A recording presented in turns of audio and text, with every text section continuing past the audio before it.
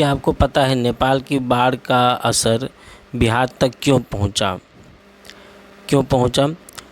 कौन सी नदी बनी इसकी बड़ी वजह? इसका जो सबसे प्रमुख नदी कौन सा नदी जो है इसका बड़ी वजह बना? और भारत ने नेपाल की मदद के लिए क्या कदम उठाए? आज ये 30 सवाल को देखेंगे और इन 30 सवालों में इन सबको MCQ के माध्यम से हम लोग देखेंगे। तो चलिए शुरू करते हैं। पहला क्वेश्चन है, अगस्त 2026 में नेपाल में आई भीषण फ्लैश फ्लड मुख्य रूप से किस क्षेत्र में हुई? कौन से क्षेत्र में हुई? तो ये हिमालयी क्षेत्र में, ऑप्शन नंबर बी में।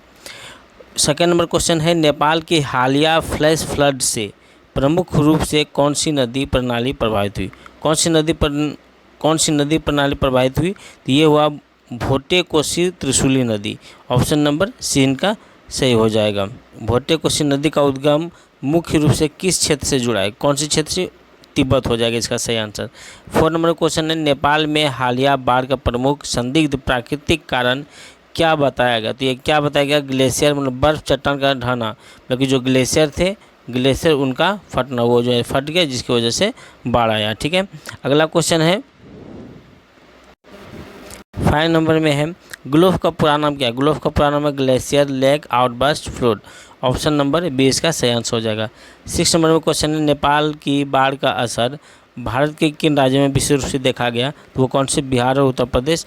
बिहार के जो है गंडक नदी में बाढ़ का जो है असर इनको देखने को मिल रहा है। ठीक है, अगला क्वेश्चन है 7 नंबर, नेपाल से आने वाले बाढ़ के पानी का बिहार की किस नदी के जलस्तर को लेकर विशेष चिंता जताई गई? तो कौन सी नदी को लेकर जो विशेष चिंता जताई गई? तो वो है गंडक, ऑप्शन नंबर। अगला क्वेश्चन है 8 नंबर में, भारत में नेपाल बाढ़ की स्थिति पर केंद्रीय स्तर पर किस मंत्रालय ने निगरानी की? तो गृह मंत्रालय, होम मिनिस्टर ने जो है उन्होंने क्या निगरानी किया है। नेक्स्ट क्वेश्चन है,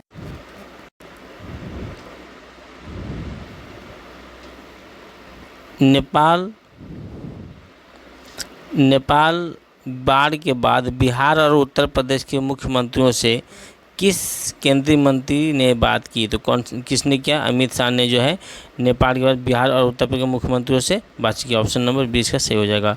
10 नंबर में है, नेपाल बाढ़ के बाद भारत ने किस बल की टीमों को हाई अलर्ट पर रखा? तो NDRF को जो है हाई अलर्ट पर रखा। नेक्स्ट है, भारत नेपाल सीमा की सुरक्षा व्यवस्था को लेकर किस बल ने अपनी इकाइयों को अलर्ट किया? तो किसको किया? SSB, जिसको सीमा सुरक्षा बल बोला जाता है, सीमा सुरक्षा बल इसको बोला जाता है। ठीक है, उसके बाद है 12 नंबर, SSB का पूरा नाम क्या है? जिसको सशस्त्र सीमा बल बोला जाता है, सशस्त्र सीमा बल, ऑप्शन नंबर 20 का सही हो जाएगा। उसके बाद अगला क्वेश्चन है, नेपाल में बाढ़ से सबसे अधिक प्रभावित क्षेत्रों में से एक कौन सा जिला था? तो कौन सा जिला? तो वो था रसुआ, ऑप्शन नंबर 1, रसुआ जो सबसे ज़्यादा प्रभावित हुआ। 14 नंबर में है, नेपाल में बाढ़ से प्रभावित एक अन्य प्रमुख जिला कौन सा था? और भी एक प्रमुख जिला है जो प्रभावित हुआ है, वो है A number, option number A, नुआकोटा, ये भी काफ़ी ज़्यादा प्रभावित हुआ है। नेक्स्ट क्वेश्चन है, नेपाल की बाढ़ में किस प्रकार की प्राकृतिक आपदा प्रमुख थी? तो ये था flash flood, option number A, flash flood जो है ये प्राकृतिक आपदा प्रमुख थी। 16 नंबर क्वेश्चन है, नेपाल की बाढ़ का असर किस महत्वपूर्ण अंतर्राष्ट्रीय मार्ग पर भी पड़ा? तो ये है ऑप्शन नंबर A हो गया, काठमांडू का लहासा मार्ग जो था उस पर काफ़ी ज़्यादा इसका प्रभाव पड़ा। नेक्स्ट क्वेश्चन है 17, नेपाल में राहत बचाव कार्य में कौन सी संस्था प्रमुख रूप से शामिल रही? तो वो कौन सी रहा? नेपाली सेना, ऑप्शन नंबर A।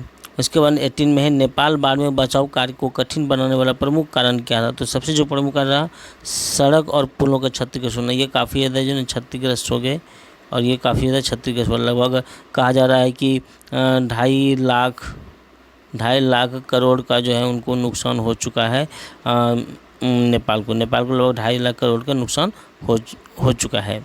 उसके बाद अगला क्वेश्चन है, 19 नंबर में भारत ने नेपाल के लिए हालिया आपदा में क्या भेजा, तो क्या भेजा उन्होंने, मानवीय राहत सामग्री। ऑप्शन नंबर 20 का सही हो जाएगा। 20 नंबर क्वेश्चन है, भारत ने नेपाल को राहत सामग्री भेजने के लिए किन विमानों का उपयोग किया, तो कौन सी विमानों का उपयोग किया। ऑप्शन नंबर ए हो जाएगा C-130J और C-17 का जो है उन्होंने भारत ने जो है उपयोग किया है। नेक्स्ट है, भारत ने 27 अगस्त 2026 तक नेपाल को कुल लगभग कितनी राहत सामग्री भेजी, तो ये 47.5 टन 47.5 टन के बराबर जो है भारत ने नेपाल को राहत सामग्री भेज चुकी है। 22 नंबर में क्वेश्चन है, भारत ने के विदेश मंत्री कौन है जिन्होंने नेपाल को राहत सहायता प्रदान की, वो है एस जयशंकर, सुब्रमण्यम जयशंकर जी हैं जिन्होंने नेपाल को राहत की सहायता दी है। नेक्स्ट है, नेपाल में फंसे भारतीय नागरिकों में कौन से लोग भी शामिल थे, वो तीर्थयात्री। ऑप्शन नंबर ए होगा, तीर्थयात्री जो कैलाश पर्वत जो है वहाँ पे संगमरमर का दर्शन करने गए थे, वहाँ पे तीर्थयात्री के रूप में वो सब फंसे हुए थे। नेक्स्ट है 24 नंबर, कैलाश मानसरोवर यात्रा जुड़े भारतीय तीर्थयात्रियों को किस देश में राहत या बचाव की आवश्यकता पड़ी, तो वो नेपाल। ऑप्शन नंबर 1, क्योंकि नेपाल में वो फंस गए हैं तो वहाँ पर जो है उनको आवश्यकता पड़ी है। नेक्स्ट है, नेपाल की बाढ़ के बाद बिहार में किस नदी के कारण विशेष सतर्कता बढ़ाई गई, तो वो गंडक नदी। ऑप्शन नंबर ए हो जाएगा। 26 में है, नेपाल की नारायणी नदी भारत में किस नाम से जानी जाती है, उसको गंडक नदी के नाम से जाना जाता है और इसी गंडक नदी को नेपाल में नारायणी नदी के नाम से जाना जाता है, नारायणी नदी के नाम से जाना जाता है। नेक्स्ट है 27 नंबर, नेपाल की बाढ़ के बाद बिहार के किन क्षेत्रों में विशेष निगरानी की गई, वो भारत नेपाल सीमा से लगे क्षेत्र, मतलब कि भारत का जो नेपाल सीमा से लगे जितने भी क्षेत्र हैं उन सभी में जो है निगरानी रखी गई है। 28 नंबर क्वेश्चन है, नेपाल की हालिया आपदा में जलवायु परिवर्तन को लेकर विशेषज्ञों की मुख्य चिंता क्या है, तो मुख्य चिंता क्या है, ग्लेशियरों की अस्थिरता का बढ़ना, इसका जो काफ़ी ज़्यादा बढ़ते चले जा रहा है उसका सबसे प्रमुख चिंता का कारण है।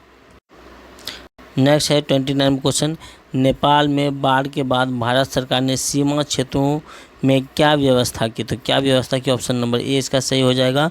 स्थानीय प्रशासन और बचाव दल हाई अलर्ट, मतलब कि स्थानीय प्रशासन को उन्होंने वहाँ पे लगाया और बचाव के लिए हाई अलर्ट जारी किया। 30 नंबर में क्वेश्चन है, नेपाल बाढ़ 2026 से भारत के लिए सबसे महत्वपूर्ण भौगोलिक तथ्य क्या है, तो सबसे प्रमुख भौगोलिक तथ्य है ऑप्शन नंबर ए, नेपाल से निकलने वाली नदियाँ बिहार उत्तर प्रदेश को प्रभावित कर सकती है, मतलब कि नेपाल से जितनी भी नदियाँ निकलेगी वो उत्तर प्रदेश और बिहार को क्या कर सकती है, प्रभावित कर सकती है। ये 30 इंपॉर्टेंट क्वेश्चंस था और ये हमें लगता है कि एग्ज़ाम में काफ़ी ज़्यादा एग्ज़ाम के लिए काफ़ी ज़्यादा इंपॉर्टेंट है और हमको लगता है कि ये एग्ज़ाम में 1 न 2 क्वेश्चन इससे मिल ही जाएंगे, क्योंकि ये प्रेजेंट टाइम का जो है ये क्या है, आपदा है, डिसास्टर है। तो आप लोग इसको 1-2 बार देखिए और इसको याद कर लीजिए और नोट्स भी इसका बना लीजिए।